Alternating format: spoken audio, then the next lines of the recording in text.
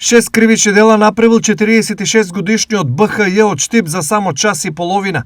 Кримисеријата ја започнала лажно представувајќи се како полицаец, а ја завршил со напад на полицаец. Според СВР Штип, настаните се одвивале на следниот начин. Околу 8 часот пред влез на гимназијата во Штип, тој од МА одзел службено возило Пежо со штипски регистарски ознаки, откако го сопрел, представувајќи се лажно како полициски службеник и извршил лажен претрез во возилото, пошто се упатил кон населбата Ново село. При тоа БХЈ предизвикал сообраќајна незгода, удирајќи во паркирано возило на улицата Маршал Тито, а потоа продолжил кон центарот на градот.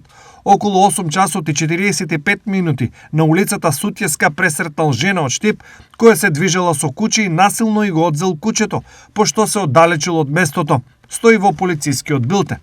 По преземени мерки од страна на полициски службеници од СВР Штип, возилото било лоцирано, а лицето лишено од слобода. При лишувањето од слобода, полициски службеник се здобил со телесни повреди констатирани во клиничка болница Штип.